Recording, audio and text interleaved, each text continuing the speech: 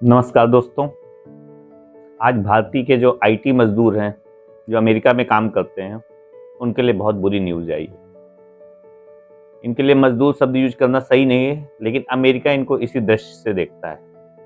वो इन्हें एक स्किल्ड लेबर की तरीके से देखता है। स्किल्ड मजदूर हैं जिनको अमेरिका हायर करता है। तो इन भारतीय मजदूरों के ऊपर ट्रंप ने एक बहुत बड़ा वार किया। तो ये बहुत बड़ा एक झटका है। अमेरिका क्या करता था, H1B वीजा के लिए अराउंड 85,000 सीट्स रखता है पर ईयर, और इसमें से मोस्टली 70,000 सीट्स हम लोग ही लेते हैं। 70,000 इंडियन ही होते हैं जो वहाँ जाते हैं H1B वीजा पे, जिसमें मोस्टली अपने IITian और IIM वाले होते हैं। जो इंडिया का टॉप ब्रॉस होता है, जो पढ़ने में बहुत अच्छा होता है, जो टॉप नॉच टैलेंट होता है, वो वहाँ मजदूर बन के जाता है। पहले H1B वीजा पे 3 साल काम करता है, फिर वो एक्सटेंड होकर और 3 साल, तो 6 साल वहाँ काम करता है। बाद में वो ग्रीन कार्ड होल्डर बन सकता है। तो प्रोसेस होती है। तो अमेरिका ने H1 वीजा की नई गाइडलाइंस लॉन्च कर दी है। 21 सितंबर के बाद से $1 लाख आपको देना पड़ेगा अगर आपको अमेरिका में काम करना है। तो मामला बहुत गंभीर हो चुका है। मैं इनको मजदूर इसलिए बोल रहा हूँ क्योंकि इन्होंने इंडियन की टॉप जो अपनी IITs हैं वहाँ से इन्होंने पढ़ा, कंप्यूटर साइंस में पढ़ा, टॉप मैनेजमेंट कॉलेज से इन्होंने MBA किया, और बाद में भारत को छोड़ के चले जाते हैं। ऑब्वियस है, अच्छी सैलरी के लिए जाते हैं, उनका हक भी अच्छी सैलरी लेना, पर उनको हम इतनी प्राउड की नज़र से नहीं देख सकते। जैसे हम लोग बोलते हैं कि भाई वहाँ के जो गूगल के पिचई साहब हैं, अपने नडेला साहब हैं, ये जितने भी साहब हैं, ये बिल्कुल इज्जत के काबिल नहीं है। अमेरिका ने इंडियन को इतना टारगेट किया, हर तरीके से टारगेट कर रहा है, लेकिन इनके मुंह पे दही जमा हुआ है। ये चुपचाप वहाँ अपनी लाखों डॉलर्स की सैलरी आराम से ले रहे हैं, और इनको कुछ पड़ी नहीं है कि वहाँ के इंडियन के साथ क्या हो रहा है। उनको कुछ पड़ी नहीं है, बिल्कुल दे आर कीपिंग मम। तो आज के बाद से बताना बंद कर दीजिए आप लोग के गूगल में अपने पिचाई साहब हैं, उधर नडेला साहब है, उधर नूरी मैडम है, बड़े बड़े कंपनीज के जो हमारे CEOs हैं सब इंडियंस हैं। ये अब कोई प्राउड की बात नहीं रह गई।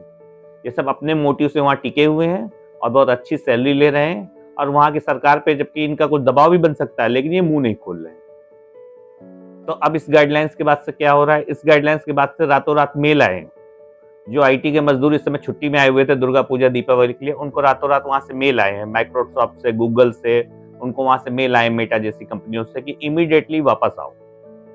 अगर 21 से पहले वापस नहीं पहुंचे तो इसके बाद की कोई गारंटी नहीं कि तुम यहाँ नौकरी कर पाओगे कि नहीं कर पाओगे, या तुमको $1 लाख पे करना पड़ जाएगा। हम तो नहीं पे करेंगे, फिर तुमको पे करना पड़ेगा। तो IT के मजदूरों में बहुत हलचल मची है और एयरपोर्ट में लाइन लग गई है। 3 लाख का टिकट वो 6 लाख में लेकर भी आज वो वापस जा रहे हैं, क्योंकि उनको वहां पे काम करना है। तो ये बहुत बुरी खबर है।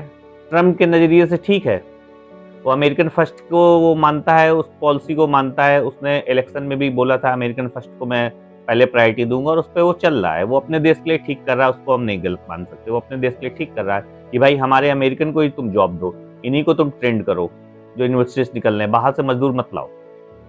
अमेरिकन कंपनी एक तरीके से, जैसे आप सब्जी ले जाते हैं तो आपको पता चलता है यार फला फला मार्केट में जाएंगे तो वहाँ आलू 10 रुपए किलो मिल जाएगा, वैसे अमेरिका इंडिया को देखता रहा है अभी तक।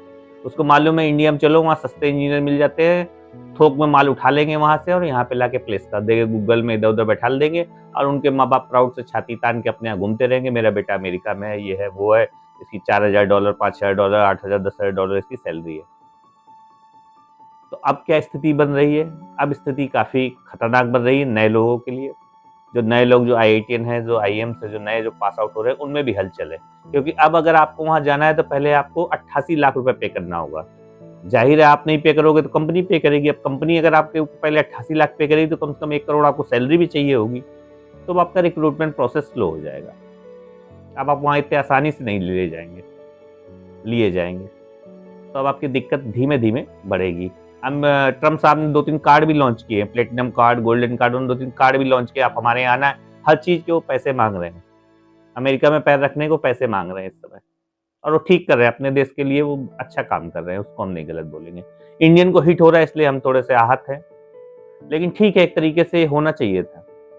जो ब्रेन ड्रेन की समस्या से हम लोग जूझ रहे हैं, हमारा टॉप टैलेंट इंडिया बाहर चला जाता है और बड़ी बड़ी कंपनियों के लिए परफॉर्म करता है और यहाँ पे नहीं रुकता, तो उस पर कुछ रुकावट आएगी। इसके कुछ पॉजिटिव साइंस पे हम बात करेंगे। पॉजिटिव साइंस ये है, अब अगर उनको हमारे मजदूर चाहिए, मजदूर तो हमारे चाहिए होंगे उनको। अब उनको अगर हमारे मजदूर चाहिए जो सस्ते मिलते हैं, तो उनको इंडिया में ही ऑफिस खोलने पड़ेंगे। इंडिया में ऑफिस खोलेंगे, रिमोटली हमारे मजदूर यहाँ से काम करेंगे। तो उससे एक फायदा होगा कि हमारा जो टैलेंट है वो इंडिया में रहेगा, यहाँ पे इंफ्रास्ट्रक्चर पे भी वो इन्वेस्ट करेंगे और थोड़ा हमारा रिक्रूटमेंट भी बढ़ेगा। दूसरा है हमारा ब्रेन ड्रेन कम होगा।